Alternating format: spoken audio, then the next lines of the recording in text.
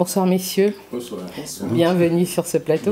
Merci de nous accueillir. Bonsoir Aïma. Bonsoir Mam. Alors ce soir on parle culture et on parle Abissa. Oui, on parle culture avec un brin de tradition et de spiritualité.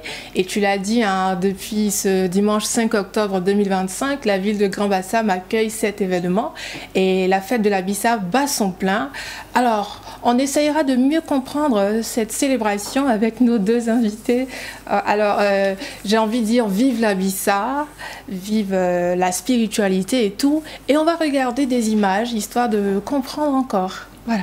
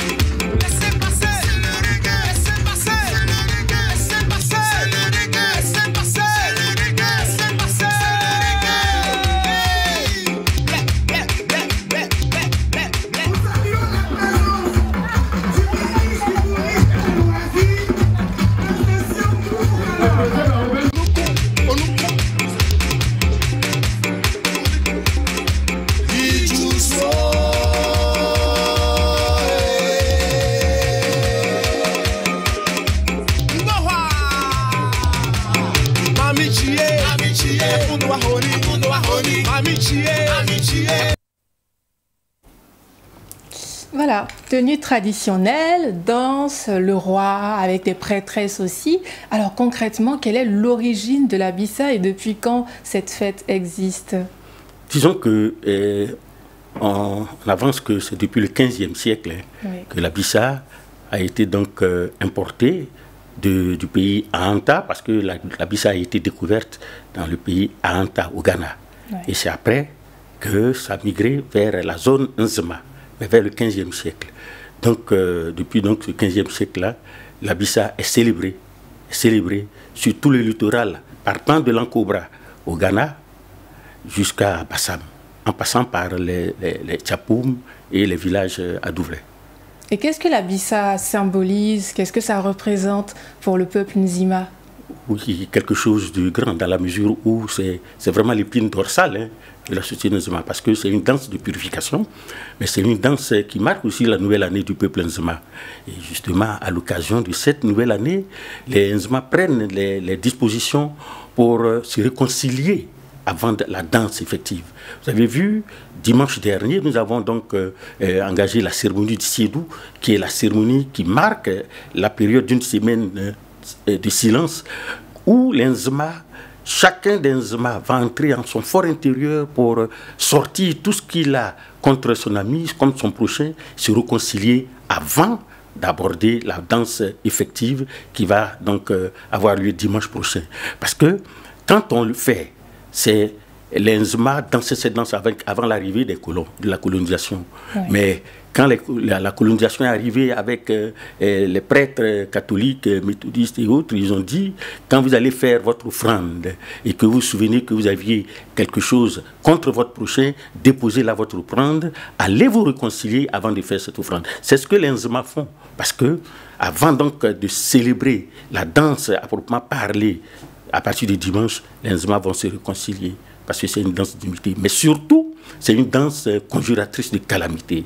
Et donc, c'est à bon escient que nous abordons donc cette danse pour effectivement éloigner toutes sortes de calamités qui pourraient donc nous surprendre. Et est-ce qu'on peut parler aussi de dialogue entre les vivants et les ancêtres quand on parle de la Bissa? Oui, non, mais il y a le dialogue, vous savez, toute tradition africaine a son lien d'intervention entre les vivants et les ancêtres. La Bissa n'échappe pas à cette règle-là.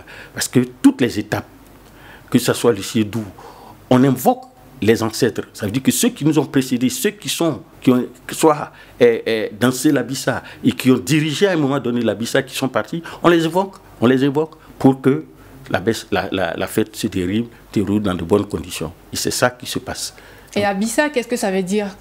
La Bissa, bon, alors, étymologiquement, ça veut dire aller demander. Parce que quand la révélation a été faite, et le peuple d'alors, ne comprenant pas ce qui se passe, a dit, allons, on va consulter les mannes. Consulter les mannes, en Zema veut dire, aller à Abissadier. Abissadier, aller consulter les mannes. Donc c'est ça qui a donné le nom à Abissa. Oui. Et voilà, il y a aussi les danses, hein. Quand on parle d'Abissa, est-ce qu'il y a des noms et tout? C'est une seule danse, je veux dire, à part la danse principale, est-ce qu'il y a d'autres danses et tout? Oui, non, mais toutes les danses sont des danses de l'Abissa, liées à l'Abissa. Et les noms de ces danses? C'est 3 rythmes. D'accord. En fait, c'est 3 rythmes à l'Abissa. Oui. Le Gouedoudoulé, le Abélé-Boulé. Le Gouedoudoulé, c'est la procession. Le Abélé-Boulé, c'est la récolte du maïs. Et puis le Ougulé, qui est la danse que tout le monde connaît, rythmée, avec beaucoup de mouvements. Voilà. Mais avant de passer à l'autre question, moi j'aimerais savoir, vous avez parlé à l'instant des étapes, la purification, cette danse avec le tambour et tout. Quelles sont les autres étapes? Oui, alors la première étape, c'est celle que nous avons abordée dimanche dernier, c'est le Siedou. Après, il va y avoir la deuxième étape, qui est dimanche prochain, le Guazo. Ça veut dire qu'on sort la danse publique. Le tam-tam sort de sa retraite à l'issue du Siedou et sort maintenant le Guazo. Et puis après, nous avons une troisième étape qui est le Oudelé, qui est la proclamation. Et en même temps, dire au revoir au génie protecteur, au génie et à la divinité qui est venue aider à faire la Bissa. Et puis, nous avons l'autre Siedou qui est le Boakezo. Le Boakezo, c'est la purification. C'est la purification du peuple, mais aussi du roi. Et puis, nous avons une cinquième étape qu'on ne connaît pas. Beaucoup de personnes ne connaissent. Parce que la Bissa, en fait, se réalise en 3 semaines. C'est 2 semaines que tout le monde sait. La 3e semaine, c'est la semaine où les Nzema, après avoir pratiqué, après s'être pardonné, après avoir dansé, disent, bon, maintenant on est revenu au village, il faut qu'on passe de cours en cours, il faut qu'on visite nos amis pour sortir nos gros pagnes, nos vrais pagnes, nos richesses, pour saluer. Avec le pagne aussi que vous avez valorisé ce soir. Et dites-nous comment la Bissa a-t-il évolué au fil du temps? Alors, la grande responsabilité qu'on a aujourd'hui, c'est de faire en sorte que l'ensemble des générations vivent la Bissa. Que ce ne soit pas seulement un souvenir, mais que ça constitue la colonne vertébrale. Alors, avec les traditions qui nous sont transmises, c'est de dire comment les jeunes générations vont s'intéresser à la Bissa. C'est pour cela qu'aujourd'hui, on sait que tout le monde ne vit pas forcément à Grand Bassam, tout le monde ne vit pas au village. Des gens vivent à la fois en Côte d'Ivoire ou à l'étranger. Donc, on a introduit un côté digital très important, qui permet aux gens d'être connectés sur la place avec l'autorisation des dignitaires de la Bissa, donc qui ont autorisé que la Bissa soit diffusée, soit accessible à partir de l'étranger. Donc on a tout un côté digital qui a permis aux jeunes générations de dire, mais avec nos outils modernes, nous pouvons nous aussi participer. Donc non seulement on utilise les outils digitaux, mais il y a aussi la transmission qui est organisée. C'est-à-dire comment on va apprendre, et il n'y a que pendant la Bissa qu'on peut l'apprendre. Donc apprendre à jouer les instruments de la Bissa, apprendre à faire la critique sociale, apprendre à danser les 3 rythmes de la danse dont a parlé le président de la Moulée. Donc c'est toute cette phase-là d'apprentissage, de transmission, qui fait que la Bissa est une période très, très dense pour le peuple Nzema. Parce qu'il n'y a que pendant cette période-là qu'on peut jouer du tambour, qu'on peut apprendre. En dehors de ça, on ne joue pas de la Bissa. Donc, voilà. Oui. C'est pour ça que pour nous, en tant que comité d'organisation, c'est d'organiser sur ces 3 semaines-là toute la phase de connaissance, d'appropriation, et puis surtout d'intériorisation, pour que ce ne soit pas seulement un souvenir, mais quelque chose de vivant. Quand on parle de réconciliation, c'est une réconciliation d'aujourd'hui. On n'est pas en train de se rappeler des ancêtres, en train de se dire, aujourd'hui, en 2025, si j'ai un problème avec mon voisin, avec mon frère, ma sœur, je règle ce problème de 2025. Donc c'est pour ça que c'est ça qui permet à l'Abissa d'être très vivant et de faire en sorte que ça participe à la cohésion sociale et ça participe aussi à l'identité des Nzema Kotoko et puis maintenant des Nzema de toute la Côte d'Ivoire. Du coup, est-ce que le choix de cette période-là est lié à ces différentes pratiques donc de pardon et vu que tout à l'heure M. Benla a dit que c'était la fin de l'année du peuple Nzima, est-ce que cette période est choisie en fonction? Alors, nous avons la grande chance de savoir qu'il y a une période de l'Abissa suivant la tradition. Donc, cette période qui va du mûrissement, traditionnellement, c'est du mûrissement de la graine d'un arbre, d'un palmier qui se trouve donc au pays originel. Et à partir de là, on sait que l'Abissa va se dérouler entre le mois d'août et le mois de novembre. Et c'est à l'intérieur de cette période-là que... Alors, aujourd'hui, en 2025, l'innovation, ça a été de dire, puisque l'Abissa part du Ghana et termine à Grand-Bassam, c'est harmoniser le calendrier de telle sorte qu'on puisse vraiment avoir un parcours de l'Abissa depuis le Ghana, arriver en Côte d'Ivoire, sur Eboinda, Nguémé, Nouamou, Tiapoum et terminer à Grand-Bassam. Il y a surtout le thème qui attire l'attention, l'Abissa, une danse de paix, de conjuration, de renforcement de la cohésion sociale, et Mam l'a dit en période électorale. Mais moi j'aimerais savoir, est-ce qu'il y a des difficultés que vous rencontrez, surtout quand on parle d'Abissa? Alors, la difficulté, je reste la difficulté de tout rassemblement. Mais la grande facilité que nous avons, c'est la profondeur de l'Abissa. C'est-à-dire, l'Abissa a des racines. Donc, nous, aujourd'hui, nous ne sommes que des acteurs actuels, mais les racines sont là et on peut s'appuyer sur ces racines-là pour dire « vivons ensemble ». Donc, on n'a pas à créer.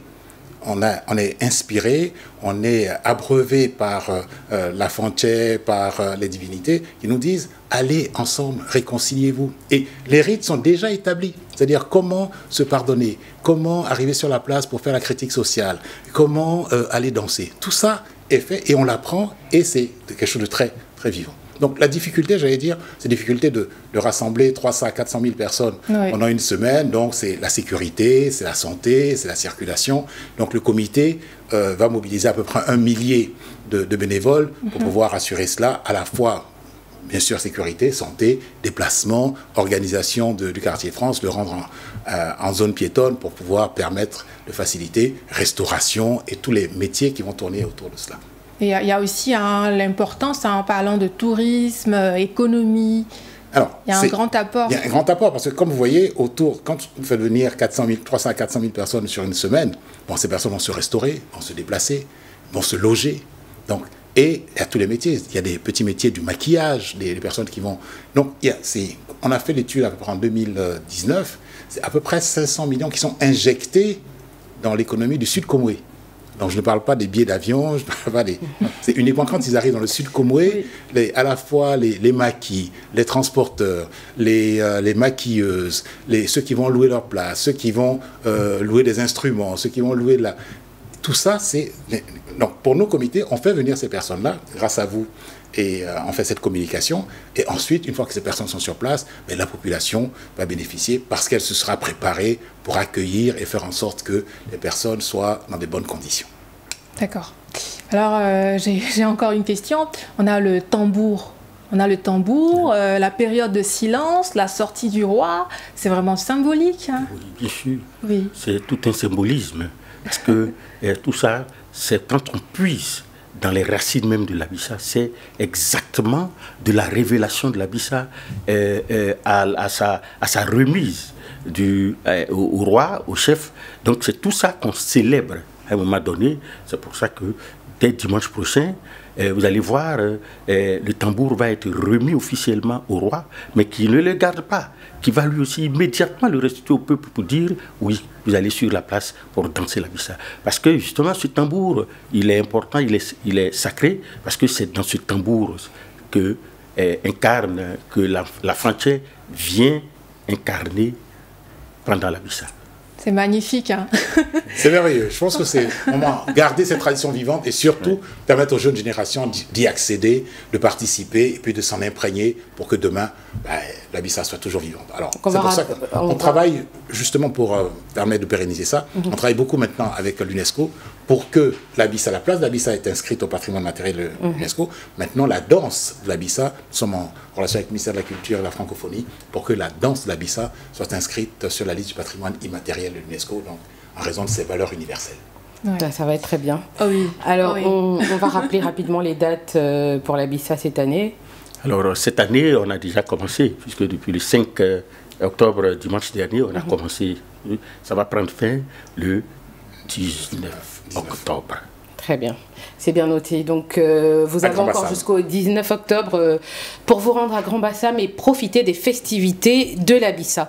Merci à vous, messieurs, d'être passés sur ce plateau. Avec la bonne nourriture qui accompagne. Merci. Ah oui.